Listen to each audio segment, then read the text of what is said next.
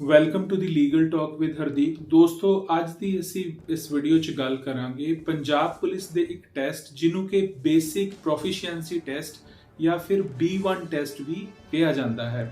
ਇਹਦਾ ਜੇਕਰ ਅਸੀਂ ਸਿਲੇਬਸ ਦੀ ਗੱਲ ਕਰੀਏ ਤੇ ਇਹਦੇ 'ਚ Indian penal code, criminal procedure code ਔਰ ਸਾਡਾ ਜਿਹੜਾ ਕਨਸਟੀਟਿਊਸ਼ਨ ਹੈ ਔਰ ਇੰਡੀਅਨ ਐਵੀਡੈਂਸ ਐਕਟ ਹੈ, ਉਹਦੇ 'ਚੋਂ ਕੁਛ ਨਾ ਕੁਛ ਕੁਐਸਚਨਸ ਆਨਸਰ ਹੁੰਦੇ ਹਨ। ਫਸਟ ਆਫ ਆਲ, ਜੇਕਰ ਅਸੀਂ ਇੰਡੀਅਨ ਪੀਨਲ ਕੋਡ ਯਾਨੀ ਕਿ ਭਾਰਤੀ ਦੰਡ ਸਹਾਇਤਾ ਜਾਂ ਭਾਰਤੀ ਦੰਡ ਕੋਡ ਜਿਹਨੂੰ ਕਹਿੰਦੇ ਹਾਂ, ਜੇਕਰ ਉਹਦੀ ਗੱਲ ਕਰੀਏ ਤਾਂ ਉਹਦੇ ਵਿੱਚੋਂ 30 ਨੰਬਰਾਂ ਦਾ ਪੇਪਰ ਜੋ ਹੈ ਉਹ ਆਉਂਦਾ ਹੈ ਔਰ ਇਹਦਾ ਜੋ ਹੈ ਬੇਸਿਕ ਪਾਰਟ ਜੋ ਹੈ ਉਹਦੇ ਕੁਝ ਸੈਕਸ਼ਨਸ ਇਹਦੇ ਵਿੱਚ ਪੁੱਛੇ ਜਾਂਦੇ ਨੇ। ਫਸਟ ਆਫ ਆਲ ਸੈਕਸ਼ਨ 34 ਆਉਂਦਾ ਹੈ ਅਤੇ ਜੇਕਰ ਉਸ ਤੋਂ ਅਗਲੇ ਸੈਕਸ਼ਨ 34 ਬਾਰੇ ਅਸੀਂ ਬਾਅਦ ਚ ਵੀਡੀਓ ਬਣਾਵਾਂਗੇ। ਅੱਜ ਦੀ ਇਸ ਵੀਡੀਓ 'ਚ ਅਸੀਂ ਗੱਲ ਕਰਾਂਗੇ ਸੈਕਸ਼ਨ 96 ਤੋਂ ਲੈ ਕੇ 106 ਤੱਕ, 96 ਤੋਂ 106 ਤੱਕ। ਇਹ ਸੈਕਸ਼ਨ ਹੈਗੇ ਨੇ ਸੈਲਫ ਡਿਫੈਂਸ ਦੇ। ਸੋ ਸਭ ਤੋਂ ਪਹਿਲਾਂ ਸੈਕਸ਼ਨ 96 ਤੇ ਅਸੀਂ ਆਨੇ ਹਾਂ। ਸੈਕਸ਼ਨ 96 ਕਹਿੰਦਾ ਹੈ ਜੀ things done in private defence. ਇਹ ਕਹਿ ਰਿਹਾ ਹੈ ਕਿ nothing is an offence which is done in the exercise of the right of private defence. यानी कि कोई भी ऑफेंस जो है, कोई भी एक्ट जो है वो अपराध नहीं है जेकर तुसी वो अपराध या काम अपने बचाव विच कीता है, अपने सैल्फ डिफेंस च कीता है। इट डजंट मीन कि आपां कुछ भी कर सकते हाँ अपने बचाव विच। ऐसा भी नहीं है कि जेकर सानू किसी ने थप्पड़ मारिया है तो असी उन्होंने गोली मार सकते हाँ, नहीं। उहदे ते भी कुछ रिस्ट्रिक्शंस ने। आने वाले सैक्शन च आपां उन्हां दी गल करांगे। सो सैक्शन 96 सिर्फ इन्ना कहता है कि वो काम अपराध नहीं है ਜਿਹੜਾ ਤੁਸੀਂ ਆਪਣੇ ਬਚਾਅ ਵਿੱਚ ਕੀਤਾ ਹੈ। ਅੱਗੇ ਅਸੀਂ ਆਉਂਦੇ ਹਾਂ ਸੈਕਸ਼ਨ 97 ਤੇ। ਦੋਸਤੋ, ਮੇਰੀ ਕੋਸ਼ਿਸ਼ ਹੋਏਗੀ ਕਿ ਇੰਗਲਿਸ਼ ਵਿੱਚ ਅਤੇ ਨਾਲ-ਨਾਲ ਉਹਨੂੰ ਪੰਜਾਬੀ 'ਚ ਟਰਾਂਸਲੇਟ ਕਰਕੇ ਤੁਹਾਨੂੰ ਦੱਸਿਆ ਜਾਵੇ ਤਾਂ ਕਿ ਈਜ਼ੀਲੀ ਜੋ ਹੈ ਅੰਡਰਸਟੈਂਡ ਕਰ ਸਕੀਏ। ਸੋ ਸੈਕਸ਼ਨ 97 ਗੱਲ ਕਰਦਾ ਹੈ ਕਿ right of private defence of the body and property. ਹੁਣ ਇਹ ਥੋੜਾ ਜਿਹਾ ਇਲੈਬੋਰੇਟ ਹੋ ਗਿਆ। ਇਹ ਕਹਿ ਰਿਹਾ ਹੈ ਕਿ ਜੀ ਸਾਡੇ ਕੋਲ ਪ੍ਰਾਈਵੇਟ ਡਿਫੈਂਸ ਦਾ ਜਿਹੜਾ ਰਾਈਟ ਹੈ ਉਹ ਬੋਡੀ ਦਾ ਵੀ ਹੈਗਾ ਹੈ ਅਤੇ ਪ੍ਰੋਪਰਟੀ ਦਾ ਵੀ ਹੈਗਾ ਹੈ।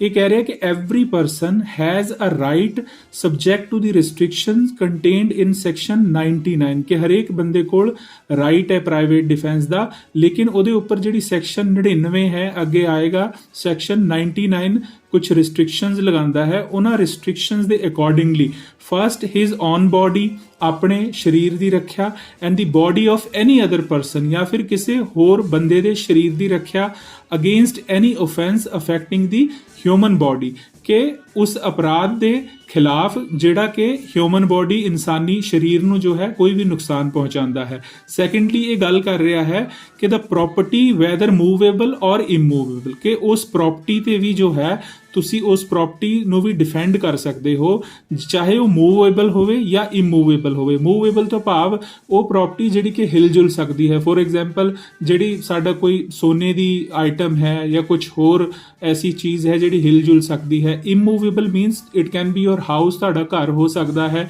ਜਾਂ ਫਿਰ ਕੋਈ ਜ਼ਮੀਨ ਦਾ ਟੁਕੜਾ ਹੋ ਸਕਦਾ ਹੈ। ਤੇ ਇਹ ਕਹਿ ਰਿਹਾ ਹੈ ਜੀ ਕਿ ਦੂਜਾ ਜਿਹੜਾ ਅਧਿਕਾਰ ਹੈ ਉਹ ਪ੍ਰੋਪਰਟੀ ਦੇ ਡਿਫੈਂਸ ਦਾ ਹੈ, ਚਾਹੇ ਉਹ ਤੁਹਾਡੀ ਆਪਣੀ ਪ੍ਰੋਪਰਟੀ ਹੋਵੇ ਜਾਂ ਫਿਰ ਕਿਸੇ ਹੋਰ ਦੀ ਪ੍ਰੋਪਰਟੀ ਹੋਵੇ। ਤੁਸੀਂ ਦੂਜੇ ਬੰਦੇ ਦੀ ਪ੍ਰੋਪਰਟੀ ਦੀ ਵੀ ਰੱਖਿਆ ਕਰ ਸਕਦੇ ਹੋ। ਔਰ ਇਹ ਐਕਟ ਕਿਹੜੇ ਨੇ ਜਿਨ੍ਹਾਂ ਦੇ ਖਿਲਾਫ ਰੱਖਿਆ ਕੀਤੀ ਜਾ ਸਕਦੀ ਹੈ? ਇਹ ਹੋ ਗਿਆ ਜੀ ਚੋਰੀ ਦਾ ਐਕਟ ਹੈ, ਰੋਬਰੀ ਜਿਹਨੂੰ ਕਿ ਡਕੈਤੀ ਕਿਹਾ ਜਾਂਦਾ ਹੈ, ਮਿਸਚੀਫ ਹੋ ਗਿਆ ਕਿ ਸ਼ਰਾਰਤੀ ਕੁਝ ਐਦਾਂ ਦਾ ਉਹਦੇ ਨਾਲ ਕੋਈ ਐਦਾਂ ਦਾ ਐਕਟ ਕਰਨਾ, ਫੋਰ ਐਗਜ਼ਾਮਪਲ ਕਿਸੇ ਚੀਜ਼ ਨੂੰ ਅੱਗ ਲਗਾ ਦੇਣਾ। ਕ੍ਰਿਮੀਨਲ ਟ੍ਰੈਸਪਾਸ ਯਾਨੀ ਕਿ ਮੰਨ ਲਓ ਕ੍ਰਿਮੀਨਲ ਟ੍ਰੈਸਪਾਸ ਮੀਨਸ ਕਿ ਕਿਸੇ ਦੇ ਘਰ 'ਚ ਵੜ ਜਾਣਾ ਜਾਂ ਐਸੀ ਪ੍ਰੋਪਰਟੀ ਜਿਹੜੀ ਕਿ ਕਿਸੇ ਦੀ ਪ੍ਰਾਈਵੇਟ ਪ੍ਰੋਪਰਟੀ ਹੈ ਉੱਥੇ ਵੜ ਜਾਣਾ। Or which is an attempt to commit theft, robbery, mischief or criminal trespass. ਸੋ ਇਹ ਗੱਲ ਕਰ ਰਿਹਾ ਹੈ ਜੀ ਕਿ ਤੁਸੀਂ ਨਾ ਕੇਵਲ ਆਪਣੇ ਸਰੀਰ ਅਤੇ ਆਪਣੀ ਪ੍ਰੋਪਰਟੀ ਦੀ ਰੱਖਿਆ ਲਈ ਸੈਲਫ ਡਿਫੈਂਸ ਲੈ ਸਕਦੇ ਹੋ, ਬਲਕਿ ਕਿਸੇ ਦੂਜੇ ਬੰਦੇ ਦੇ ਵੀ ਜੇਕਰ ਉਹਨੂੰ ਨੁਕਸਾਨ ਹੋ ਰਿਹਾ ਹੈ, ਉਹਦੀ ਪ੍ਰੋਪਰਟੀ ਨੂੰ ਕੋਈ ਨੁਕਸਾਨ ਹੋ ਰਿਹਾ ਹੈ, ਤੁਸੀਂ ਉਹਨਾਂ ਦੀ ਵੀ ਰੱਖਿਆ ਕਰ ਸਕਦੇ ਹੋ। ਇਸ ਤੋਂ ਬਾਅਦ ਹੈ ਜੀ ਸੈਕਸ਼ਨ 98। ਸੈਕਸ਼ਨ 98 ਗੱਲ ਕਰਦਾ ਹੈ right of private defence against the act of a person of unsound mind. ਯਾਨੀ ਕਿ ਕੋਈ ਇਹੋ ਜਿਹਾ ਬੰਦਾ ਜਿਹਦਾ ਕਿ ਦਿਮਾਗੀ ਸੰਤੁਲਨ ਠੀਕ ਨਹੀਂ ਹੈ, ਜਿਹਦੀ ਦਿਮਾਗੀ ਹਾਲਤ ਠੀਕ ਨਹੀਂ ਹੈ, ਐਸੇ ਬੰਦੇ ਦੇ ਐਕਟ ਦੇ ਖਿਲਾਫ ਵੀ ਅਸੀਂ ਪ੍ਰਾਈਵੇਟ ਡਿਫੈਂਸ ਲੈ ਸਕਦੇ ਹਾਂ। ਸੋ ਇਹ ਕਹਿ ਰਿਹਾ ਹੈ when an act which would otherwise be a certain offence is not that offence by reason of youth, the want of maturity, of understanding, the unsoundness of mind, or the intoxication of the person doing that act, or by reason of any misconception on the part of that person, every person has the same right of private defense against that act which he would have if the act were that offense। यानी कि कोई बंदा जिहदी दिमागी हालत ठीक नहीं है या फिर ਉਹਨੂੰ ਕੋਈ ਗਲਤੀ ਲੱਗ ਰਹੀ ਹੈ ਜਾਂ ਫਿਰ ਉਹਨੇ ਕੋਈ ਨਸ਼ਾ ਕੀਤਾ ਹੋਇਆ ਹੈ, ਸੋ ਐਸਾ ਬੰਦਾ ਜੇਕਰ ਸਾਡੇ ਖਿਲਾਫ ਕੁਝ ਵੀ ਗਲਤ ਕੰਮ ਕੋਈ offense ਕਰਦਾ ਹੈ ਤਾਂ ਅਸੀਂ ਉੱਥੇ ਆਪਣਾ ਪ੍ਰਾਈਵੇਟ ਡਿਫੈਂਸ ਇਸਤੇਮਾਲ ਕਰ ਸਕਦੇ ਹਾਂ। ਇਹਦੇ 'ਚ ਇੱਕ ਉਦਾਹਰਨ ਦਿੱਤੀ ਗਈ ਹੈ ਕਿ ਮੰਨ ਲਓ Z ਹੈ under the influence of madness, ਉਹਦੀ ਦਿਮਾਗੀ ਹਾਲਤ ਸਹੀ ਨਹੀਂ ਹੈ, ਅਟੈਂਪਟ ਟੂ ਕਿਲ A, और वो A ਨੂੰ जो है जान तो मारन ਦੀ कोशिश करता है। Z is guilty of no offense कि ਜਿਹੜਾ Z है बेशक वो कोई offense नहीं कर रहा, अपराध नहीं कर रहा क्योंकि ਉਹਦੀ ਦਿਮਾਗੀ ਹਾਲਤ ठीक नहीं है, but A has the same right of private defense which he would have if Z were sane।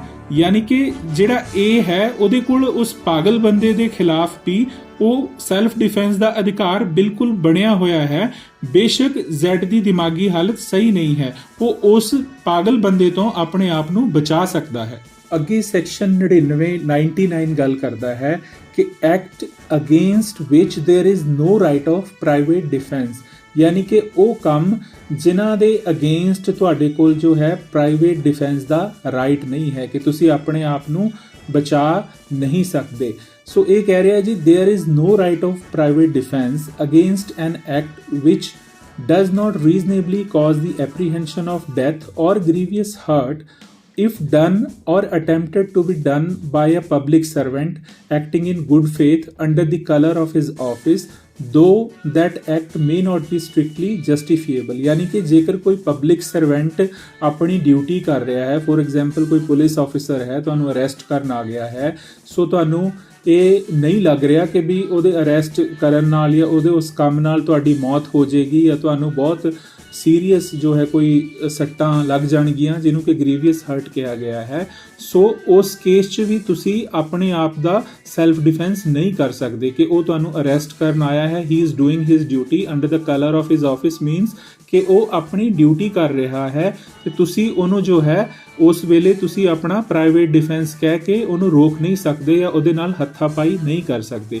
ਸੋ ਅੱਗੇ ਕਹਿੰਦਾ ਹੈ ਕਿ there is no right of private defence against an act which does not reasonably cause the apprehension of death or of grievous hurt if done or attempted to be done by the direction of the public servant। ਕਿ ਜਿਸ ਤਰ੍ਹਾਂ ਉੱਪਰ ਕਿਹਾ ਗਿਆ ਹੈ ਕਿ ਜੇਕਰ ਕੋਈ ਪਬਲਿਕ ਸਰਵੈਂਟ ਦੀ ਡਾਇਰੈਕਸ਼ਨ 'ਚ ਕੰਮ ਕਰ ਰਿਹਾ ਹੈ, ਮੰਨ ਲਓ ਕਿ ਇੱਕ SHO ਹੈ, ਉਹਨੇ ਕਿਸੇ ਕਾਂਸਟੇਬਲ ਨੂੰ ਕਿਹਾ ਕਿ ਜਾਓ ਜੀ ਉਹਨਾਂ ਬੰਦਿਆਂ ਨੂੰ ਅਰੈਸਟ ਕਰਕੇ ਲੈ ਕੇ ਆਓ, ਸੋ ਉਹ ਕੀ ਕਰ ਰਿਹਾ ਹੈ ਕਿ he is doing his duty under the directions of the public servant, ਚਾਹੇ ਉਹ ਸਿਵਲ 'ਚ ਵੀ ਹੋਵੇ।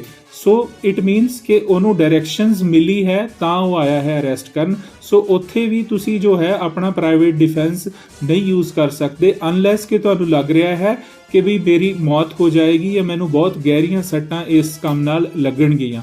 ਸੋ ਅੱਗੇ ਗੱਲ ਕਰਦਾ ਹੈ ਕਿ there is no right of private defence in case in which there is a time to have recourse of the protection of the public authority।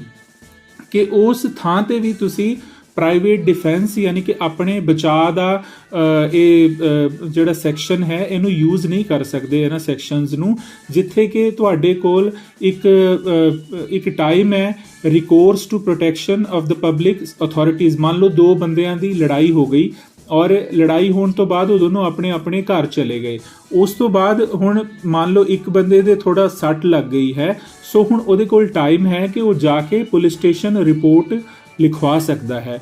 ਸੋ ਇਹ ਨਹੀਂ ਹੋ ਸਕਦਾ ਕਿ ਉਹ ਆ ਕੇ ਹੁਣ ਉਹ ਪਹਿਲੇ ਬੰਦੇ ਨੂੰ ਕਵੇ ਜਾਂ ਉਹਨੂੰ ਮਾਰੇ ਜਾਂ ਉਹਦੇ ਨਾਲ ਕੋਈ ਹੋਰ ਬਦਤਮੀਜ਼ੀ ਜਾਂ ਹੱਥਾਪਾਈ ਕਰੇ ਕਿ ਵੀ ਮੈਂ ਇਹ ਸਭ ਕੁਝ ਆਪਣੇ ਪ੍ਰਾਈਵੇਟ ਡਿਫੈਂਸ 'ਚ ਕਰ ਰਿਹਾ ਹਾਂ।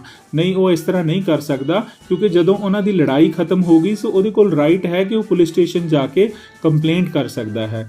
ਇਹ ਸੈਕਸ਼ਨ ਅੱਗੇ ਗੱਲ ਕਰਦਾ ਹੈ ਜੀ extent to which the right may be exercised, ਕਿ ਉਸ ਕਿਸ ਹੱਦ ਤੱਕ ਜੋ ਹੈ ਇਹ ਰਾਈਟ ਨੂੰ ਤੁਸੀਂ ਐਕਸਰਸਾਈਜ਼ ਕਰ ਸਕਦੇ ਹੋ, ਇਸਤੇਮਾਲ ਕਰ ਸਕਦੇ ਹੋ। The right of private defense in no case extend to the inflicting of more harm than it is necessary to inflict for the purpose of defense, ਕਿ ਜਿੰਨਾ ਕੁ ਜ਼ਰੂਰੀ ਹੈ ਤੁਸੀਂ ਉਨਾ ਕੁ ਨੁਕਸਾਨ ਦੂਸਰੇ ਬੰਦੇ ਨੂੰ ਕਰ ਸਕਦੇ ਹੋ ਆਪਣੇ ਪ੍ਰਾਈਵੇਟ ਡਿਫੈਂਸ 'ਚ। ਇਹ ਨਹੀਂ ਹੈ ਕਿ ਜਿਸ ਤਰ੍ਹਾਂ ਮੈਂ ਪਹਿਲੇ ਕਿਹਾ ਕਿ ਮੰਨ ਲਓ ਕਿਸੇ ਨੇ ਤੁਹਾਡੇ ਥੱਪੜ ਮਾਰਿਆ ਤੇ ਤੁਸੀਂ ਉਹਦੇ ਗੋਲੀ ਮਾਰ ਦਿਓ, ਨਹੀਂ, ਇਸ ਤਰੀਕੇ ਦਾ ਨਹੀਂ ਹੈ। ਤੁਸੀਂ ਆਪਣੇ ਡਿਫੈਂਸ ਲਈ ਉਨਾ ਕੁ ਹੀ ਐਕਟ ਕਰ ਸਕਦੇ ਹੋ ਜਿੰਨਾ ਕਿ ਜ਼ਰੂਰੀ ਹੈ। ਅੱਗੇ ਇਹਦੀ ਦੋ ਐਕਸਪਲੇਨੇਸ਼ਨਸ ਨੇ। ਫਸਟ ਐਕਸਪਲੇਨੇਸ਼ਨ ਗੱਲ ਕਰਦੀ ਹੈ, let's talk in Punjabi only. So ਇਹ ਗੱਲ ਕਰਦੀ ਹੈ ਕਿ ਜੀ ਜੇਕਰ ਮੰਨ ਲਓ ਤੁਹਾਨੂੰ ਲੱਗ ਰਿਹਾ ਹੈ, ਇਹ ਤੁਹਾਨੂੰ ਪਤਾ ਹੀ ਨਹੀਂ ਹੈ, ਤੁਹਾਨੂੰ ਨੌਲੇਜ ਹੀ ਨਹੀਂ ਹੈ ਕਿ ਇਹ ਬੰਦਾ ਜੋ ਹੈ ਪਬਲਿਕ ਸਰਵੈਂਟ ਹੈ, ਤੁਹਾਨੂੰ ਬਿਲਕੁਲ ਨੌਲੇਜ ਨਹੀਂ ਹੈ, ਉੱਥੇ ਤੁਸੀਂ ਆਪਣਾ right of private defence use ਕਰ ਸਕਦੇ ਹੋ। ਦੂਜੀ ਐਕਸਪਲੇਨੇਸ਼ਨ ਕਹਿੰਦੀ ਹੈ ਕਿ ਜਿਹੜਾ ਬੰਦਾ ਉਹ ਪਬਲਿਕ ਸਰਵੈਂਟ ਦੀ ਇੰਸਟਰਕਸ਼ਨਸ ਦੇ ਅਕੋਰਡਿੰਗਲੀ ਕੰਮ ਕਰ ਰਿਹਾ ਹੈ, ਬਟ ਤੁਹਾਨੂੰ ਪਤਾ ਹੀ ਨਹੀਂ ਹੈ ਕਿ ਉਹ ਬੰਦਾ ਪਬਲਿਕ ਆਫਿਸਰ ਦੀ ਸਰਵੈਂਟ ਦੀ ਜੋ ਹੈ ਡਾਇਰੈਕਸ਼ਨ 'ਚ ਕੰਮ ਕਰ ਰਿਹਾ ਹੈ, ਉੱਥੇ ਵੀ ਤੁਸੀਂ ਆਪਣਾ ਰਾਈਟ ਆਫ ਡਿਫੈਂਸ ਯੂਜ਼ ਕਰ ਸਕਦੇ ਹੋ।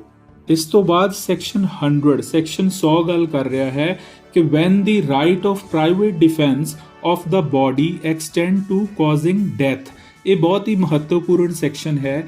ਇਹ ਇੱਥੇ ਸਾਨੂੰ ਦੱਸ ਰਿਹਾ ਹੈ ਕਿ ਕਿਹਨਾਂ ਕਾਰਨਾਂ ਕਰਕੇ ਕਿਹੜੇ ਇਹੋ ਜਿਹੇ ਕੰਮ ਹਨ ਜਿਨ੍ਹਾਂ 'ਚ ਪ੍ਰਾਈਵੇਟ ਡਿਫੈਂਸ 'ਚ ਤੁਸੀਂ ਸਾਹਮਣੇ ਵਾਲੇ ਦੀ ਜਾਨ ਵੀ ਲੈ ਸਕਦੇ ਹੋ, ਯਾਨੀ ਕਿ ਡੈਥ ਵੀ ਕਾਜ਼ ਕਰ ਸਕਦੇ ਹੋ। The right of private defense of the body extends under the restrictions mentioned in the last preceding sections to the voluntary causing of death or any other harm to the assailant if the offence which occasions the exercise of the right of to be any other descriptions hereinafter enumerated namely। ਸੋ ਇਹ ਦੱਸ ਰਿਹਾ ਹੈ ਕਿ ਜੀ ਕਿਹਨਾਂ ਕਾਰਨਾਂ ਕਰਕੇ ਜੋ ਹੈ ਤੁਸੀਂ ਦੂਸਰੇ ਬੰਦੇ ਦੀ ਜਾਨ ਵੀ ਲੈ ਸਕਦੇ ਹੋ। ਹਾਲਾਂਕਿ ਇਹਦੇ ਤੇ ਕੁਝ ਰਿਸਟ੍ਰਿਕਸ਼ਨਸ ਹਨ, ਉਹ ਅੱਗੇ ਆਣਗੀਆਂ। ਫਸਟ ਆਫ ਆਲ ਗੱਲ ਕਰ ਰਿਹਾ ਹੈ ਕਿ such an assault as may be reasonably cause the apprehension that death will otherwise be the consequence of such assault, ਕਿ ਜਦੋਂ ਤੁਹਾਨੂੰ ਲੱਗ ਰਿਹਾ ਹੈ ਕਿ ਹੁਣ ਹੋਰ ਕੋਈ ਚਾਰਾ ਨਹੀਂ ਹੈ, ਜੇਕਰ ਤੁਸੀਂ ਆਪਣੇ ਬਚਾਅ 'ਚ ਸਾਹਮਣੇ ਵਾਲੇ ਨੂੰ ਨਹੀਂ ਮਾਰਿਆ ਤਾਂ ਉਹ ਤੁਹਾਨੂੰ ਮਾਰ ਦੇਵੇਗਾ। ਦੂਜੀ such an assault as may reasonably cause the apprehension that grievous hurt will otherwise be the consequence of such assault, ਕਿ ਤੁਹਾਨੂੰ ਲੱਗ ਰਿਹਾ ਹੈ ਕਿ ਜੇਕਰ ਤੁਸੀਂ ਆਪਣਾ ਬਚਾਅ ਨਹੀਂ ਕੀਤਾ ਤਾਂ ਤੁਹਾਨੂੰ ਬਹੁਤ ਹੀ ਗਹਿਨ ਸੱਟਾਂ ਆਉਣ ਦਾ ਖਤਰਾ ਹੈ, ਬਹੁਤ ਹੀ ਬੁਰੀ ਤਰ੍ਹਾਂ ਤੁਸੀਂ ਜ਼ਖਮੀ ਹੋਵੋਗੇ। ਤੀਜਾ an assault with the intention of committing rape, ਕਿ ਜੇਕਰ ਤੁਹਾਨੂੰ ਲੱਗ ਰਿਹਾ ਹੈ ਕਿ ਤੁਹਾਡੇ ਨਾਲ ਜਾਂ ਫਿਰ ਕਿਸੇ ਦੂਜੇ ਬੰਦੇ ਨਾਲ ਉਹਦੇ ਨਾਲ ਰੇਪ ਹੋ ਰਿਹਾ ਹੈ ਤੇ ਉਹਨਾਂ ਹਾਲਾਤਾਂ 'ਚ ਵੀ ਜੋ ਹੈ ਅਪਰਾਧੀ ਨੂੰ ਮਾਰਿਆ ਜਾ ਸਕਦਾ ਹੈ। Fourthly, an assault with the intention of gratifying unnatural lust। Unnatural lust ਯਾਨੀ ਕਿ ਕਿਸੇ ਵੀ ਦੂਜੇ ਤਰੀਕੇ ਦਾ ਜੋ ਹੈ ਸੈਕਸ ਕਰਨ ਦੀ ਕੋਸ਼ਿਸ਼ ਕੀਤੀ ਜਾ ਰਹੀ ਹੈ, ਉਹਨਾਂ ਹਾਲਾਤਾਂ 'ਚ ਵੀ ਜੋ ਹੈ ਤੁਸੀਂ ਡਿਫੈਂਸ 'ਚ ਸਾਹਮਣੇ ਵਾਲੇ ਦੀ ਜਾਨ ਲੈ ਸਕਦੇ ਹੋ। Fifthly, an assault with the intention of kidnapping or abducting, ਯਾਨੀ ਕਿ ਲੱਗ ਰਿਹਾ ਹੈ ਕਿ ਜੀ ਕਿਡਨੈਪਿੰਗ ਹੋ ਰਹੀ ਹੈ ਜਾਂ ਐਬਡਕਸ਼ਨ ਹੋ ਰਹੀ ਹੈ, ਉੱਥੇ ਵੀ ਇਹ ਜੋ ਹੈ ਡੈਥ ਵਾਲਾ ਸੈਲਫ ਡਿਫੈਂਸ ਯੂਜ਼ ਕੀਤਾ ਜਾ ਸਕਦਾ ਹੈ। Sixthly and last one is an assault with the intention of wrongfully confining a person under the circumstances which may reasonably cause him to be apprehend, ਯਾਨੀ ਕਿ ਕਿਸੇ ਬੰਦੇ ਨੂੰ wrongful ਗਲਤ ਤਰੀਕੇ ਨਾਲ ਕੈਦ ਕਰਕੇ ਰੱਖਿਆ ਗਿਆ ਹੈ ਔਰ ਉਸ ਬੰਦੇ ਨੂੰ ਲੱਗ ਰਿਹਾ ਹੈ ਕਿ ਜੀ ਮੇਰੇ ਕੋਲ ਹੋਰ ਕੋਈ ਚਾਰਾ ਹੀ ਨਹੀਂ ਹੈ, ਮੈਂ ਇੱਥੋਂ ਕਿਸੇ ਤਰੀਕੇ ਵੀ ਛੁੱਟ ਕੇ ਯਾਨੀ ਕਿ ਇੱਥੋਂ ਕਿਸੇ ਤਰੀਕੇ ਵੀ ਆਜ਼ਾਦ ਨਹੀਂ ਹੋ ਸਕਦਾ। ਸੋ ਉਹਨਾਂ ਹਾਲਾਤਾਂ 'ਚ ਵੀ ਸਾਹਮਣੇ ਵਾਲੇ ਨੂੰ ਜਾਨ ਤੋਂ ਮਾਰਿਆ ਜਾ ਸਕਦਾ ਹੈ। ਸੋ ਨੈਕਸਟ ਸੈਕਸ਼ਨ ਇਜ਼ 101, 101 ਗੱਲ ਕਰ ਰਿਹਾ ਹੈ when such right extend to causing any harm other than death। ਇਹ ਕਹਿ ਰਿਹਾ ਹੈ ਜੀ ਕਿ ਜਿਹੜਾ ਸੈਕਸ਼ਨ 100 ਚ ਦੱਸਿਆ ਗਿਆ ਹੈ ਉਹਨਾਂ ਕਾਰਨਾਂ ਦੇ ਤਹਿਤ ਹੀ ਤੁਸੀਂ ਦੂਜੇ ਬੰਦੇ ਦੀ ਡੈਥ ਕਾਜ਼ ਕਰ ਸਕਦੇ ਹੋ ਪ੍ਰਾਈਵੇਟ ਡਿਫੈਂਸ 'ਚ। ਅਦਰਵਾਈਜ਼ ਤੁਸੀਂ ਐਨੀ ਅਦਰ ਹਾਰਮ, ਕੋਈ ਹੋਰ ਨੁਕਸਾਨ ਕਰ ਸਕਦੇ ਹੋ, ਚੋਟ ਫੇਟ ਮਾਰ ਸਕਦੇ ਹੋ, ਬਟ ਦੂਸਰੇ ਬੰਦੇ ਨੂੰ ਤੁਸੀਂ ਜਾਨ ਤੋਂ ਨਹੀਂ ਮਾਰ ਸਕਦੇ। Further, section 102 talks about commencement and continuance of the right of private defense of the body। ਇਹ ਦੱਸ ਰਿਹਾ ਹੈ ਜੀ ਕਿ ਕਦੋਂ ਤੁਹਾਡਾ ਆਪਣਾ ਸੈਲਫ ਡਿਫੈਂਸ ਦਾ ਅਧਿਕਾਰ ਸ਼ੁਰੂ ਹੁੰਦਾ ਹੈ ਅਤੇ ਕਦੋਂ ਤੱਕ ਇਹ ਕੰਟੀਨਿਊ ਰਹਿੰਦਾ ਹੈ, ਕਦੋਂ ਤੱਕ ਇਹ ਜਾਰੀ ਰਹੇਗਾ। The right of private defense of the body commences as soon as the reasonable apprehension of danger to the body arises। ਕਿ ਜਦੋਂ ਤੁਹਾਨੂੰ ਕੋਈ ਖਤਰਾ ਆਪਣੀ ਬਾਡੀ ਦੇ ਪ੍ਰਤੀ ਲੱਗ ਰਿਹਾ ਹੈ ਉਦੋਂ ਤੁਹਾਡਾ ਅਧਿਕਾਰ ਜੋ ਹੈ ਸੈਲਫ ਡਿਫੈਂਸ ਦਾ ਸ਼ੁਰੂ ਹੁੰਦਾ ਹੈ। arises from an attempt or threat to commit the offence though the offence may not have been committed। ਕਿ ਚਾਹੇ ਉਹ ਤੁਹਾਡੇ ਪ੍ਰਤੀ ਕੋਈ ਅਪਰਾਧ ਨਾ ਵੀ ਹੋਵੇ ਲੇਕਿਨ ਤੁਹਾਡੇ ਮਨ 'ਚ ਇੱਕ ਉਹ ਇਸ ਤਰ੍ਹਾਂ ਦਾ ਤੁਹਾਨੂੰ ਲੱਗ ਰਿਹਾ ਹੈ ਕਿ ਹਾਂ ਤੁਹਾਡੀ ਜਾਨ ਨੂੰ ਖਤਰਾ ਹੋ ਸਕਦਾ ਹੈ, ਅਟੈਂਪਟ ਹੋ ਰਿਹਾ ਹੈ। And it continues as long as such apprehension of danger to the body continues. ਕਿ ਉਹ ਇੰਨਾ ਚਿਰ ਕੰਟੀਨਿਊ ਰਹੇਗਾ ਤੁਹਾਡਾ ਰਾਈਟ ਆਫ ਪ੍ਰਾਈਵੇਟ ਡਿਫੈਂਸ ਜਿੰਨਾ ਤੇ ਚਿਰ ਤੁਹਾਨੂੰ ਖਤਰਾ ਬਣਿਆ ਹੋਇਆ ਹੈ। ਅੱਗੇ ਸੈਕਸ਼ਨ 103 ਗੱਲ ਕਰ ਰਿਹਾ ਹੈ ਕਿ when the right of private defence of property extends to causing death. ਜਿਹੜਾ ਸੈਕਸ਼ਨ 100 ਸੀਗਾ 100 ਸੀਗਾ ਉਹ ਗੱਲ ਕਰ ਰਿਹਾ ਸੀ ਕਿ ਬਾਡੀ ਦੀ ਸੈਲਫ ਡਿਫੈਂਸ ਲਈ ਕਦੋਂ ਕਿਸੇ ਨੂੰ ਜਾਨ ਤੋਂ ਮਾਰਿਆ ਜਾ ਸਕਦਾ ਹੈ, ਅਤੇ ਸੈਕਸ਼ਨ 103 ਜਿਹੜਾ ਹੈ ਇਹ ਗੱਲ ਕਰ ਰਿਹਾ ਹੈ ਕਿ ਪ੍ਰੋਪਰਟੀ ਦੇ ਡਿਫੈਂਸ 'ਚ ਕਦੋਂ ਕਿਸੇ ਬੰਦੇ ਦੀ ਜਾਨ ਤੱਕ ਲਈ ਜਾ ਸਕਦੀ ਹੈ। ਸੋ ਇਹ ਕਹਿੰਦਾ ਹੈ ਜੀ the right of private defense of property extends under the restrictions mentioned in section 99 to the voluntary causing death। ਯਾਨੀ ਕਿ ਜਿਹੜੀ ਰਿਸਟ੍ਰਿਕਸ਼ਨਸ ਕੁਝ ਲਗਾਈ ਗਈਆਂ ਸਨ ਸੈਕਸ਼ਨ 99 'ਚ ਉਹਨਾਂ ਰਿਸਟ੍ਰਿਕਸ਼ਨਸ ਨੂੰ ਧਿਆਨ 'ਚ ਰੱਖਦੇ ਹੋਏ ਤੁਸੀਂ ਜੇਕਰ ਤੁਹਾਡੀ ਪ੍ਰਾਪਰਟੀ ਨੂੰ ਅੱਗੇ ਦਿੱਤੇ ਕਾਰਨਾਂ ਕਰਕੇ ਕੋਈ ਨੁਕਸਾਨ ਹੋਣ ਦਾ ਖਤਰਾ ਹੈ ਤਾਂ ਤੁਸੀਂ ਸਾਹਮਣੇ ਵਾਲੇ ਦੀ ਜਾਨ ਵੀ ਲੈ ਸਕਦੇ ਹੋ। ਇਹਦੇ 'ਚ 4 ਮੁੱਖ ਕਾਰਨ ਹਨ। ਫਸਟਲੀ ਰੋਬਰੀ, ਯਾਨੀ ਕਿ ਜੇਕਰ ਤੁਹਾਡੀ ਪ੍ਰਾਪਰਟੀ ਤੇ ਜੋ ਹੈ ਕੁਝ ਇਸ ਤਰ੍ਹਾਂ ਦਾ ਤੁਹਾਨੂੰ ਲੱਗ ਰਿਹਾ ਹੈ ਕਿ ਰੋਬਰੀ ਹੋਣ ਵਾਲੀ ਹੈ।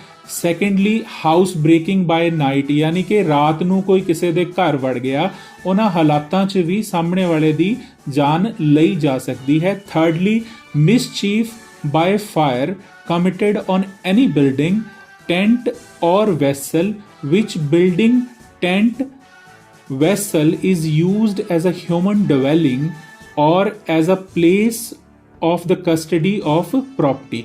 mischief by fire ਯਾਨੀ ਕਿ ਕਿਸੇ ਦੀ ਕੋਈ ਬਿਲਡਿੰਗ, ਟੈਂਟ ਆਦਿ ਨੂੰ ਅੱਗ ਲਗਾਤੀ ਜਿੱਥੇ ਕਿ ਕੋਈ ਬੰਦਾ ਰਹਿੰਦਾ ਹੈ ਜਾਂ ਫਿਰ ਉੱਥੇ ਕੋਈ ਪ੍ਰਾਪਰਟੀ ਇਸ ਤਰ੍ਹਾਂ ਦੀ ਰੱਖੀ ਹੋਈ ਹੈ। ਸੋ ਉਹਨਾਂ ਹਾਲਾਤਾਂ 'ਚ ਵੀ ਦੂਸਰੇ ਬੰਦੇ ਦੀ ਜਾਨ ਲਈ ਜਾ ਸਕਦੀ ਹੈ ਜਿਹੜਾ ਕਿ ਇਹ ਅਪਰਾਧ ਕਰਦਾ ਹੈ। ਫੋਰਥਲੀ ਥੈਫਟ, ਚੌਥਾ ਜੋ ਹੈ theft, mischief or house trespass under the circumstances as may reasonably cause apprehension that death or grievous hurt will be the consequence if such right of private defense is not exercised। ਕਿ ਤੁਹਾਡੀ property ਚੋਰੀ ਹੋ ਰਹੀ ਹੈ, ਕੋਈ ਮਿਸਚੀਫ ਹੋ ਰਿਹਾ ਹੈ, ਹਾਊਸ ਸਟ੍ਰੈਸ ਪਰ ਰਾਤ ਨੂੰ ਕੋਈ ਉੱਥੇ ਵੜ ਗਿਆ ਔਰ ਅੰਡਰ ਸੱਚ ਸਰਕਮਸਟੈਂਸਸ ਐਜ਼ ਮੇ ਬੀ ਰੀਜ਼ਨੇਬਲੀ, ਕਿ ਤੁਹਾਨੂੰ ਲੱਗ ਰਿਹਾ ਹੈ ਜੀ ਕਿ ਹੁਣ ਹੋਰ ਕੋਈ ਚਾਰਾ ਨਹੀਂ ਹੈ, ਜੇਕਰ ਤੁਸੀਂ ਸਾਹਮਣੇ ਵਾਲੇ ਨੂੰ ਨਹੀਂ ਮਾਰਿਆ ਜਾਂ ਤੇ ਉਹ ਤੁਹਾਨੂੰ ਮਾਰ ਦੇਗਾ ਜਾਂ ਤੁਹਾਨੂੰ ਬਹੁਤ ਗਹਿਰੀਆਂ ਸੱਟਾਂ ਲੱਗਣਗੀਆਂ।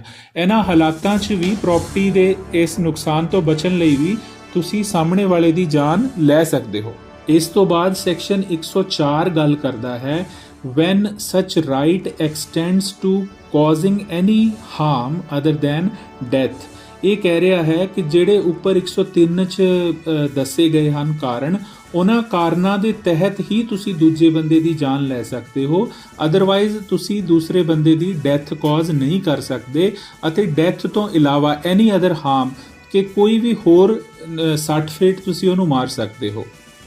ਇਸ ਤੋਂ ਬਾਅਦ ਸੈਕਸ਼ਨ 105 ਗੱਲ ਕਰਦਾ ਹੈ commencement and continuance of the right of private defense of property। ਕਿ ਯਾਨੀ ਕਿ ਜਿਹੜਾ ਪ੍ਰਾਈਵੇਟ ਡਿਫੈਂਸ ਹੈ ਪ੍ਰਾਪਰਟੀ ਦੇ ਪ੍ਰਤੀ ਉਹ ਕਦੋਂ ਸ਼ੁਰੂ ਹੋਏਗਾ ਤੇ ਕਦੋਂ ਤੱਕ ਚੱਲਦਾ ਰਹੇਗਾ।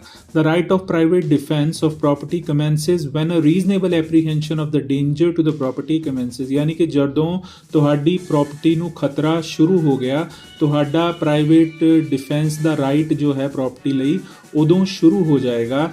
ਇਹ ਅੱਗੇ ਗੱਲ ਕਰ ਰਿਹਾ ਹੈ ਕਿ ਮੰਨ ਲਓ ਥੈਫਟ ਹੈ ਤੇ ਥੈਫਟ ਚੋਰੀ, ਕੋਈ ਪ੍ਰਾਪਰਟੀ ਚੋਰੀ ਹੋ ਗਈ, ਜਦੋਂ ਤੱਕ ਤੁਸੀਂ ਉਹ ਰੀਟਰੀਟ ਯਾਨੀ ਕਿ ਉਹਨੂੰ ਦੁਬਾਰੇ ਪ੍ਰਾਪਤ ਨਾ ਕਰ ਲਵੋ ਪ੍ਰਾਪਰਟੀ ਨੂੰ, ਉਦੋਂ ਤੱਕ ਜੋ ਹੈ ਤੁਹਾਡਾ ਰਾਈਟ ਚੱਲਦਾ ਰਹੇਗਾ private defence the. The right of private defence of the property against ਰੋਬਰੀ, ਰੋਬਰੀ ਕਹਿੰਦੇ ਆਪਾਂ ਡਾਕਾ ਜਾਂ ਲੁੱਟ ਨੂੰ ਆਪਾਂ ਰੋਬਰੀ ਕਹਿੰਦੇ ਆ। The right of private defence of property against robbery continues as long as the offender causes or attempt to cause to any person death or hurt or wrongful restraint, or as long as the fear of instant death or the instant hurt of the instant personal restraint continues। ਕਿ ਡਾਕੇ ਦੇ ਅਪਰਾਧ 'ਚ ਉਦੋਂ ਤੱਕ ਤੁਹਾਡਾ private defence ਦਾ right ਰਹਿੰਦਾ ਹੈ ਜਦੋਂ ਤੱਕ ਕਿ ਉਹ ਬੰਦਾ ਤੁਹਾਨੂੰ ਲੱਗ ਰਿਹਾ ਹੈ ਕਿ ਜਾਨ ਤੋਂ ਮਾਰ ਸਕਦਾ ਹੈ ਜਾਂ ਫਿਰ ਕੋਈ ਵੀ ਬਹੁਤ ਹੀ ਸੀਰੀਅਸ ਇੰਜਰੀ ਤੁਹਾਨੂੰ ਕਰ ਸਕਦਾ ਹੈ, ਔਰ ਜਾਂ ਫਿਰ ਤੁਹਾਨੂੰ ਜਦੋਂ ਤੱਕ ਕੋਈ ਵੀ ਉਸ ਤੋਂ ਖਤਰਾ ਬਣਿਆ ਹੋਇਆ ਹੈ। The right of private defense of property against criminal trespass or mischief continues as long as the offender continues in the commission of a criminal trespass or mischief, ਕਿ ਜਦੋਂ ਤੱਕ ਤੁਹਾਡੀ ਉਸ ਪ੍ਰਾਪਰਟੀ ਨਾਲ ਕੋਈ ਛੇੜਛਾੜ ਮਿਸਚੀਫ ਹੋ ਰਿਹਾ ਹੈ ਜਾਂ ਟ੍ਰੈਸਪਾਸ ਹੋ ਰਿਹਾ ਹੈ, ਕੋਈ ਬੰਦਾ ਉੱਥੇ ਵੜਿਆ ਹੋਇਆ ਹੈ, ਉਦੋਂ ਤੱਕ ਤੁਹਾਡਾ ਪ੍ਰਾਈਵੇਟ ਡਿਫੈਂਸ ਦਾ ਰਾਈਟ ਰਹੇਗਾ। The right of private defence of property against house breaking by night continues as long as the house trespass which has been begun as such house breaking continues। ਕਿ ਬਈ ਰਾਤ ਨੂੰ house breaking by night ਯਾਨੀ ਕਿ ਰਾਤ ਨੂੰ ਕੋਈ ਅਣਜਾਣ ਬੰਦਾ ਕਿਸੇ ਗਲਤ ਨੀਅਤ ਨਾਲ ਘਰ 'ਚ ਵੜ ਗਿਆ, ਉਹਦੇ ਖਿਲਾਫ ਉਦੋਂ ਤੱਕ ਤੁਹਾਡੇ ਕੋਲ self defence of property the right ਬਰਕਰਾਰ ਹੈ ਜਦੋਂ ਤੱਕ ਉਹ ਬੰਦਾ ਉੱਥੇ ਮੌਜੂਦ ਹੈ। Let's proceed further. ਸੈਕਸ਼ਨ 106 106 ਕਹਿ ਰਿਹਾ ਹੈ ਜੀ, right of private defence against deadly assault when there is a risk of harm to innocent person, ਕਿ ਉਹਨਾਂ ਹਾਲਾਤਾਂ 'ਚ ਰਾਈਟ ਆਫ ਪ੍ਰਾਈਵੇਟ ਡਿਫੈਂਸ ਜਿੱਥੇ ਕਿ ਤੁਹਾਡੇ ਉੱਪਰ ਕੋਈ ਮਾਰੂ ਹਮਲਾ ਹੋਇਆ ਹੈ ਤੇ ਤੁਹਾਨੂੰ ਲੱਗ ਰਿਹਾ ਹੈ ਕਿ ਤੁਸੀਂ ਆਪਣੇ ਡਿਫੈਂਸ 'ਚ ਕਿਸੇ ਇਨੋਸੈਂਟ ਬੰਦੇ ਨੂੰ ਯਾਨੀ ਕਿ ਜਿਹਦੀ ਕੋਈ ਗਲਤੀ ਨਹੀਂ ਹੈ ਉਹਨੂੰ ਵੀ ਨੁਕਸਾਨ ਪਹੁੰਚਾ ਸਕਦੇ ਹੋ। ਸੋ ਇਹ ਕਹਿ ਰਿਹਾ ਹੈ, if in the exercise of the right of private defence against an assault which reasonably cause the apprehension of death, ਕਿ ਤੁਹਾਨੂੰ ਲੱਗ ਰਿਹਾ ਹੈ ਕਿ ਤੁਹਾਡੀ ਡੈਥ ਹੋ ਜਾਏਗੀ ਇਸ ਮਾਰੂ ਹਮਲੇ 'ਚ ਜੇਕਰ ਤੁਸੀਂ ਪ੍ਰਾਈਵੇਟ ਡਿਫੈਂਸ ਨਾ ਲਿਆ। the defender be so situated that he cannot effectually exercise the right without the risk of harm to an innocent person, his right of private defense extends to the running of that risk। ਕਿ ਬੇਸ਼ੱਕ ਤੁਹਾਡੇ ਉਸ ਕੰਮ ਨਾਲ ਆਪਣੇ defence ਲੈਣ ਨਾਲ ਕਿਸੇ ਇਨੋਸੈਂਟ ਬੰਦੇ ਨੂੰ ਜਿਹਦੀ ਕੋਈ ਗਲਤੀ ਨਹੀਂ ਹੈ ਉਹਨੂੰ ਨੁਕਸਾਨ ਹੋ ਰਿਹਾ ਹੈ, ਉਹਨੂੰ ਸੱਟ ਫੇਟ ਲੱਗ ਸਕਦੀ ਹੈ, ਉਹਨਾਂ ਹਾਲਾਤਾਂ 'ਚ ਵੀ ਤੁਸੀਂ ਪ੍ਰਾਈਵੇਟ ਡਿਫੈਂਸ ਯੂਜ਼ ਕਰ ਸਕਦੇ ਹੋ। ਇਹਦੇ 'ਚ ਇੱਕ ਉਦਾਹਰਣ ਇਲੂਸਟ੍ਰੇਸ਼ਨ ਦਿੱਤੀ ਗਈ ਹੈ।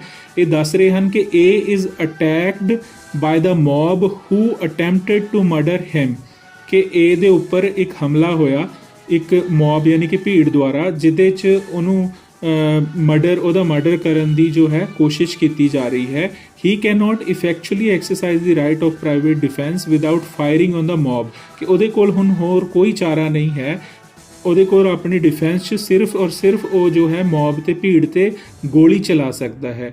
and he cannot fire without risk of the harming young children who are mingled with the mob, ਕਿ ਉਹਦੇ ਕੋਲ ਜਦੋਂ ਉਹ ਆਪਣੇ ਡਿਫੈਂਸ 'ਚ ਗੋਲੀ ਚਲਾਏਗਾ ਤੇ ਉਹਨੂੰ ਦਿਖ ਰਿਹਾ ਹੈ ਕਿ ਬਈ ਭੀੜ 'ਚ ਕੁਝ ਬੱਚੇ ਵੀ ਹਨ, ਉਹਨਾਂ ਦਾ ਵੀ ਨੁਕਸਾਨ ਹੋ ਸਕਦਾ ਹੈ, ਉਹਨਾਂ ਨੂੰ ਵੀ ਗੋਲੀ ਵੱਜ ਸਕਦੀ ਹੈ। ਇਹ commits no offense if by so firing he harms any of the children। ਸੋ ਕਹਿੰਦੇ ਜੇਕਰ ਇਹ ਗੋਲੀ ਚਲਾ ਦਿੰਦਾ ਹੈ ਤਾਂ ਉਹਨੇ ਕੋਈ ਅਪਰਾਧ ਨਹੀਂ ਕੀਤਾ ਜੇਕਰ ਗੋਲੀ ਕਿਸੇ ਬੱਚੇ ਨੂੰ ਵੀ ਲੱਗ ਜਾਏ, ਕਿਉਂਕਿ ਉਹ ਆਪਣੇ ਡਿਫੈਂਸ 'ਚ ਆਪਣੇ ਸੈਲਫ ਡਿਫੈਂਸ 'ਚ ਇਹ ਕੰਮ ਕਰ ਰਿਹਾ ਹੈ। ਸੋ ਦੋਸਤੋ ਅੱਜ ਦਾ ਸਾਡਾ ਇਹ 106 ਸੈਕਸ਼ਨਸ ਤੱਕ ਇਹ ਵੀਡੀਓ ਜੋ ਹੈ ਸਾਡੀ ਕੰਪਲੀਟ ਹੁੰਦੀ ਹੈ।